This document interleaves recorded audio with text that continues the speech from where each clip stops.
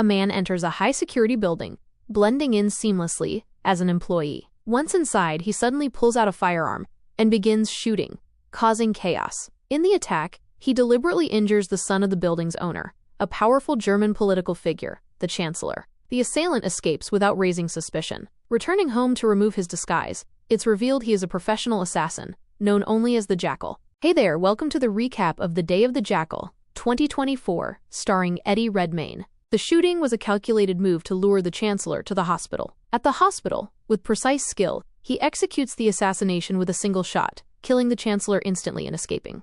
At MI6 headquarters, Bianca Pullman, a firearms expert, reads the report of the Chancellor's assassination. She deduces that the gun must have been custom-made, given how it fit into a small case that the assassin escaped with. She identifies Norman Stoke, a notorious gunsmith, as the likely creator of the weapon, and tells her superiors that she can track him down.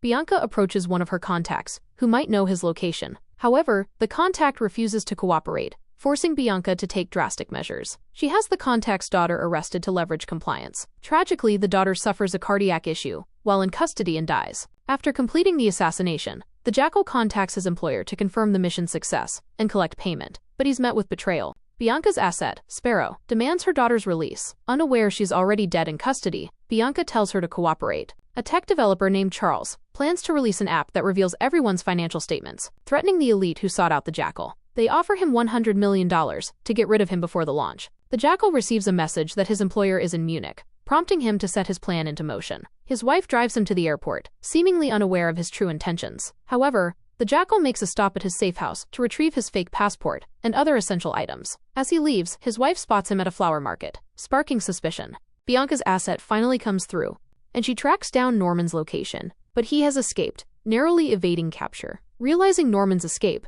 Bianca deduces there's a mole in MI6 and decides to keep the investigation secret. Sparrow, devastated, finally learns her daughter is dead and confronts Bianca, but Bianca remains cold, still threatening her for information. Sparrow's husband discovers she betrayed him by informing on Norman and kills her while she is trying to escape. After a long search, the Jackal tracks down his employer in Munich. The Jackal's wife, growing suspicious, searches their home with her brother. She breaks into his walk-in safe, finally exposing the extent of his double life. As she stares at the disturbing contents, money, fake identities, and weapons, her mind races to comprehend the reality of her situation. Wer sind Sie? Sie wissen, wer ich bin. It turns out the Jackal's employer is the Chancellor's son. He apologizes and says he was angry because he employed the Jackal to kill his father, but the Jackal shot him, the son, in the leg. I'll pay you, I promise.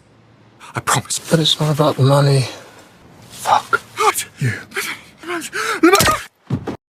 At the airport, he sees security footage of his wife and in-laws accessing his safe, confirming his secrets are no longer safe. The hunt for the Jackal heats up as Bianca visits a sniper group coordinator. She hands him a list of names, asking if any could pull off the recent assassination. His answer? None except for one man who's supposedly dead.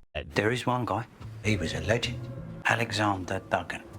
Sir Duggan's dead. 10 years ago. The Jackal's wife confronts him, demanding the truth about his work. What do you do, Charles? He lies, claiming he's just a fixer for big companies, never a killer. Sparrow's husband, filled with grief over the death of his wife and daughter, tries to set Bianca up. When that fails, I need an address. I'll talk to my man.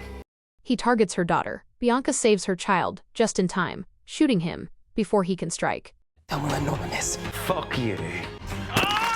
He is arrested. Later, in a desperate move, she tortures Norman's brother to reveal the Jackal's location. Where's Norman? Fuck you. And he finally cracks. The Jackal is preparing for his next job. He contacts Norman to custom make a sniper rifle, disguised as a shoe to avoid detection. He proceeds to test run the weapon. On his way back to Norman's place, he notices Bianca closing in on Norman's hideout. Despite multiple warnings to Norman, the man stays asleep. Remember, we need him alive, yeah? Up and get out now. Just make sure you clean up. Bianca storms Norman's place, capturing him. Discovering the Jackal's belongings still there, and believing the assassin might return, she orders her team to hold their position. During her interrogation, a single shot rings out. The Jackal puts a bullet in Norman's head from a distance. Bianca chases him,